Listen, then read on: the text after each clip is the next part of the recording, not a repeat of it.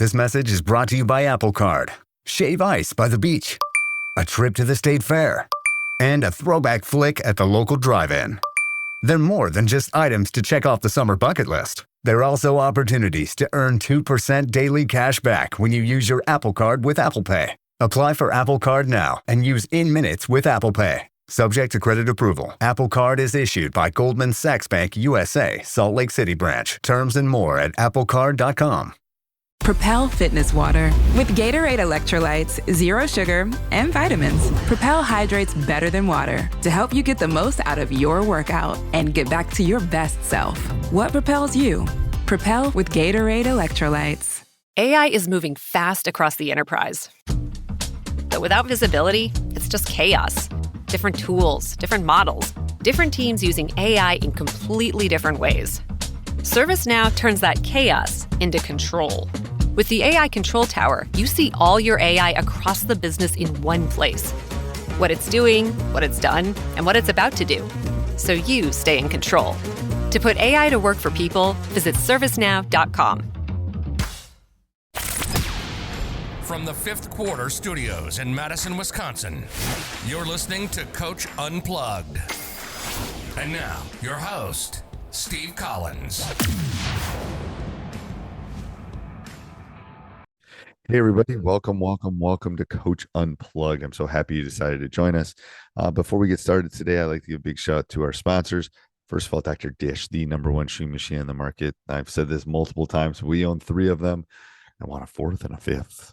My AAD's listening to me, but they're so great. They work so well. They're so easy to set up. I think my record is 37 seconds or 32 seconds to set it up. But mention Coach Unplugged, they'll give you $450 off. Mention Coach Collins, they'll take really good care of you. And also go over and check out teachhoops.com for coaches who want to get better. This is a one-stop shop for basketball coaches. It's everything you need from a nationally ranked. We won 3 state titles. I think we were just talking recently. We've won over 460 games in our program and lost 130 over the last 20 years. And I think we know the secret sauce to be successful, the roadmap, what it takes on and off the court. So go over and check it out and enjoy the podcast. Bye. Hear me? Can you hear me? Yep, perfect. Yeah, I just needed I needed a little caffeine in my last one, so I hear you. What do we got? All right, I want to talk offense. Okay.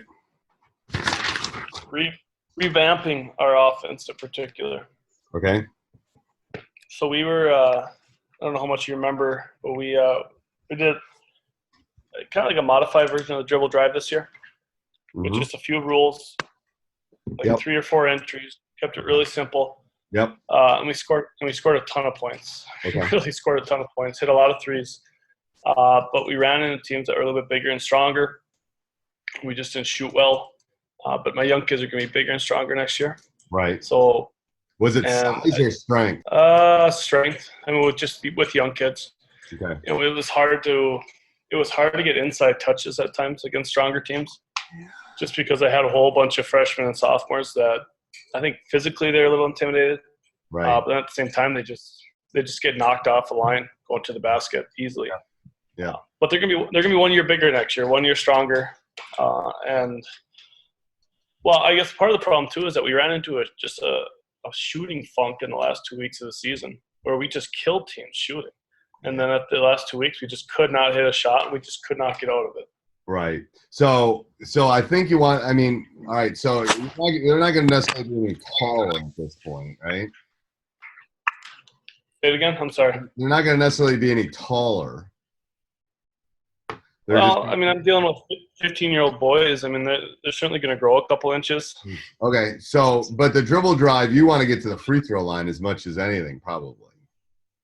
Yeah, and we did. We did get to the free throw line, considerably more than our opponents. Right. So it was just shooting contested shots, and it was – I don't know. I guess it's hard to explain. We just had a lot of great shooters too, but we just can't rely upon it. We got too dependent upon it. So you can't, because if it goes dry one day and it's one and done, you're finished. And that's what happened in playoffs. We played a team that we should have beat 9 times out of 10, but we shot 8% from behind the line, and it was just all of a sudden your season's over. Right. So that's when you need to come up. You need to come up with sets. You need to come up with ways to get into the free throw line. Because if you don't have a true post, which it doesn't sound like you have a true post. No, we do have a lot of guards though that I think just my sophomores are gonna be juniors next year. I think they're just gonna feel like they're the guys now. You know, they were still underclassmen this year. I got a bunch of guards I think I'm gonna be able to post up next year. Okay. I got a bunch of guys I gotta have a whole bunch of 3s and 4s next year. Okay. And so but then you should do some ball screen stuff like they're doing in the tournament right now. Where you're doing slips, they cheat, you make the turn. Because the dribble drive really doesn't have a lot of that. No, and we even got away from any kind of basket cuts. I mean, I want to put some basket cuts in where those guys have a chance to stay on that block, post up for 2-3 seconds before they're filling. Right, and especially if you have guards and bigs, a lot of the slips and the passes will be easier because they're better at it. Right. They're better at catching it too. It's not like you got a 6'7" kid trying to catch it while they're slipping. So, no, and they can even pop off it too. We got a lot of options. We're just going to be so much more versatile next year than we were this year. Yep. And I just got to adjust to it. So I think I was watching some of your read and react stuff. Yeah, so I think what you got to do is put some of that read and react in. I think you're right. Yeah. Part of it is you have to also, put some isolations where this 3 or this 4 is my better post. So I'm going to get some ball screens. I'm going to get some slips. I'm going to get different looks that way. So I was looking up some stuff and tell me why this is bad, I guess, because in my mind this makes complete sense. Sometimes then I tell my assistants and they just say, yeah, it sounds great, let's do it. I need somebody to tell me why this is too simplistic or wrong. Okay. So I was looking up what's his name, that John Leonzo. I don't know, he's got a whole bunch of stuff on social media, and so he has what's called a no mistake motion offense. I'm not sure if you're familiar with it. I'm not. Okay, so it's a 5-out offense, but he has a numbered system where he has 7 reads, and I don't know if I could be that complicated with my guys. So like a 1 is a basket cut, a 2 is a down screen with the curl, a 3 is a down screen with a basket cut behind it, and he's got all these 7 different basketball moves. So when he's calling in a set, he'll call. So just for example, he'd call 45 in. That means that he's running 2 down screens with slips, and then he's following it up with 2 flare screens with a slip, or something like that. And what's he's calling in 2 actions that he wants. What's that? What's the name of it? It's called no mistake offense. I just happened to stumble upon it because I was looking for – actually what I was looking for a 5-out delay offense because our delay offense this year sucks. So I was trying to find something new. Right. And I stumbled upon it. And who's it by? What's his name?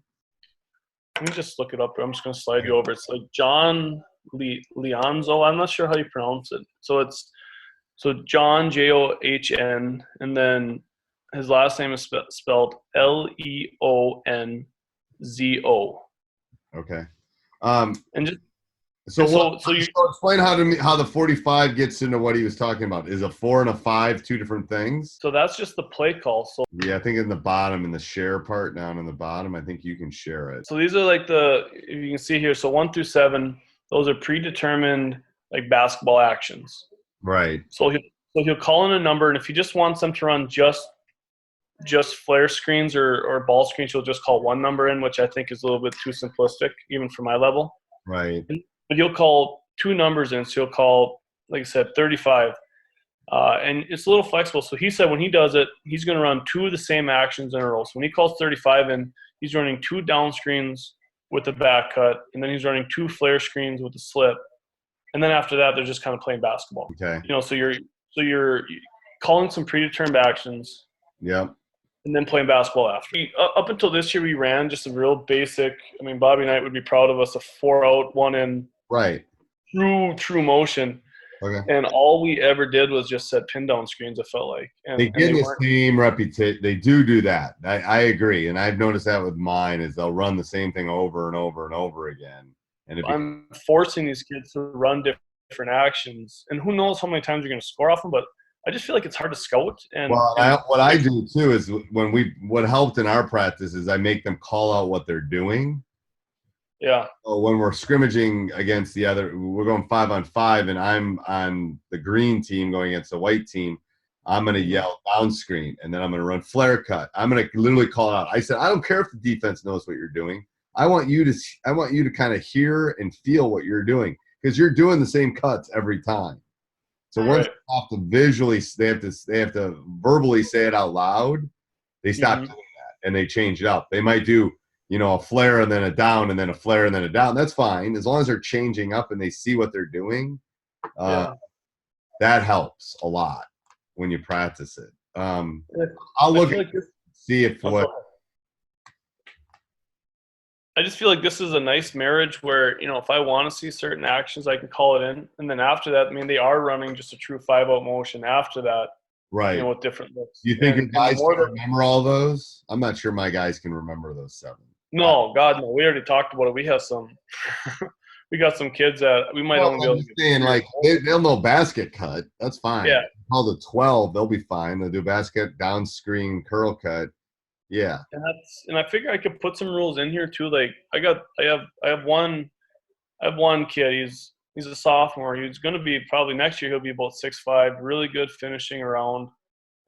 And I think he's just gonna be a matchup problem if I run him into the post and he can post up. So he might have a rule on every basket cut that he does. Right. He's posting up for 2 or 3 ball sides. And you can do that with your bigs or people that are running different positions. That's easy enough to do. What's your contact rules in the summer? It's wide open. We have 1 week over 4th of July we camp. Other than that, it's on. That's what I'm saying. I would try to come up with a couple different and see. Use the summer as your laboratory. Yeah. Yeah. I'm just wondering when you're looking at this, what do you see? What's wrong with this? What could go wrong with this? Why is this a bad? First of all, I think it's too many, like you said. That's my issue.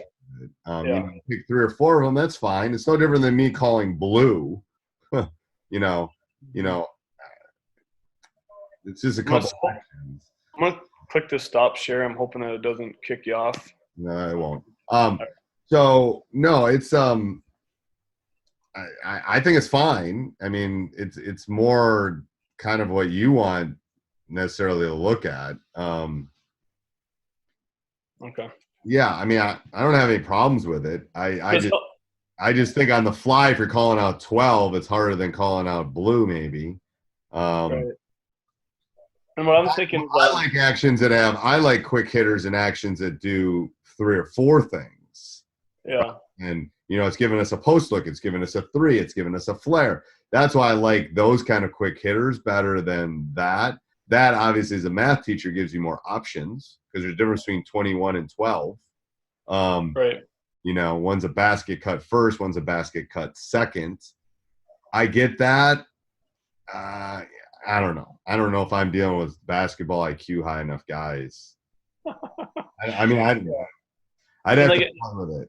And I figure we'd start with basket cuts, we'd start with ball screens, and then just maybe 1 down screen action and 1 flare action. Yeah. So there's 4 things, and then if we can get to a point, because one nice thing is that all of my guys next year, 8 of my top 10 guys, I'm going to have again for the next year. Right. And of those 8, 5 I'm going to have again the year after that.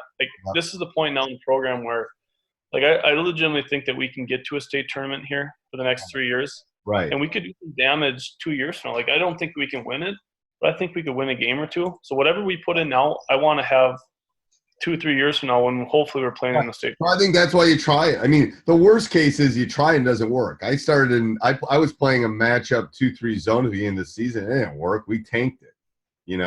I spent the whole summer. It's like, well, if it ain't working, I don't care how much time I spent on it. It's not working. So you throw it away. So that's why I think you try this. I'd pick 3 or 4 of them. Yeah. See how they work and then let me know.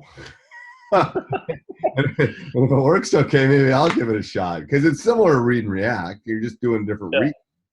I don't know. I watched the name No Mistake Offense. Right. Just drop in. Good. That's good. I would name that the mistake offense if I started to run it tomorrow because not the no mistake offense. There'd be lots. Right. This message is brought to you by Apple Card. Shave ice by the beach. A trip to the state fair. And a throwback flick at the local drive-in. They're more than just items to check off the summer bucket list. There are also opportunities to earn 2% daily cash back when you use your Apple Card with Apple Pay. Apply for Apple Card now and use in-minutes with Apple Pay. Subject to credit approval. Apple Card is issued by Goldman Sachs Bank USA, Salt Lake City branch. Terms and more at applecard.com. Low energy, unfocused, foggy? You might be dehydrated. Gatorade Zero powders have been scientifically designed to help improve hydration balance in the body. With a clinically proven electrolyte blend and no artificial colors or flavors. Great tasting hydration no matter where you're going. Shop now online or at retailers nationwide. Gatorade hydrates better than water. Is it in you? Symptoms noted are signs of mild to moderate dehydration. Consult a healthcare professional if symptoms persist. I just I'm too. And that was part of the problem with the dribble drive, is that I just feel like it was unstructured at points, and we were too. I mean, teams, first of all, they would pack it in. I mean, which is what you do against a dribble drive, which is fine. And we didn't have stellar enough athletes to create like that, so we weren't getting drive and kick opportunities because we weren't drawing a second defender off. Right. So then we just got into, we were going to east-west dribble handoffs, and it was really good against bad teams. Right. Well, you got to be able to hit shots too. If you hit shots, all of a sudden it's a different game. You know, yeah. You can come on, defend, and it's going to leave you lane. So you got to be able to hit shots. If you're going to stick dribble drive, then they better all shoot 15,000 threes this summer. And we had two kids that, broke school records. Like, we had one kid, it was crazy. He shot 50% on the season, damn near. And he shot like 300 threes. I mean, it was just insane. I mean, the kid was just an unbelievable shooter. But then, but he hit a 2-week window when it wasn't going in. The last 2 weeks of the season. Yeah. Yeah. And he just texted me tonight. They had their first AAU practice. Coach, I'm not broke anymore. Yeah. Good timing. Good timing, Mason. Doesn't help me now. Yeah. All right. Yeah. So I don't know. We'll play around with it. But I was watching your read and react stuff. Yeah. And I'm curious, what do you still do? I don't know how old that video was. I mean, do you still do a lot of that stuff? Like with that? A lot of it. And I've simplified, actually. And we'll call, like I said, in practice, I'm going to add this, but in practice, we'll just do slips. Everybody runs slips every time. And then we'll do back screens, only back screens. And then we'll do only, and again, you need a way to, I think what you found is you need a way to be able to score when you need to score. Like, you need to get the ball into the paint, or we need, because our leaders aren't the same as what we're watching on TV that know that, hey, I got to pull it out. I got to get here. I got to get this. So that's where, that call stuff might help, so different than calling a quick hitter or a play. I just went down to the state tournament, and actually I watched almost all the Wisconsin games. They broadcasted here. We're just close enough where we got them on all our regular ones. Public speaking teacher, I can give you some pointers on the color if you want, but yeah, my color. I'm just kidding. Actually, I didn't see any of your stuff. I was hoping I'd catch one of your games. I did radio. You did radio. I have a face for radio. The color guys are. No, I love it, and all of them are broadcast. I don't even get the Minnesota ones where I'm at, but I got all the Wisconsin ones. It doesn't make sense. And Minnesota, we're one of the few states that broadcast every state tournament game. Yeah, and we do here, but it's only if you get like the city's locals, you get them. Like up here, you don't, unless you have some crazy package. But we went down and watched all the Minnesota ones and watched the Wisconsin ones. Like, nobody at that level is playing drive and kick basketball. It's just, there's just more to it at that level. They're more intuitive. It's screens. It's read. Yeah. It's like NCAA's. It is. Because we had a really good year. Like, so we only lost a handful of games, and I went back and I wasn't even watching us in those games. I was just watching those other teams, and that's what they're doing. I mean, they're setting screens, they're slipping screens. They're setting flares. I mean, they're doing all these things that we're not doing. Right. And that's why they're beating us. We're beating all the same teams, but they're beating teams like us, and we just have to do that to get to the next level. Yeah, it's the intricacies of the offense that makes the difference. Yes, I would agree. And it's amazing. And you see basket or ball screens, but you don't see them as much as you did 2-3 years ago. No, especially at that we No. I mean, they're just getting trapped to beat hell off of it. They're defendable. I think they're defendable. Ball screens are defendable. Now, we see them for isolations or mismatches or things like that. I'm going to go and actually do more ball screens next year, I think. When people aren't doing it, then I want to do it. Sure. Yeah, and that's what I figured with the dribble drive. I mean, that was the flavor 5-10 years ago, and now everyone's kind of gone more towards read and react or something like that. So I thought, but apparently every coach that coached against it 5-10 years ago remembered it. Yes. At least the good ones. I think it's more defendable than read and react. I do. Yeah.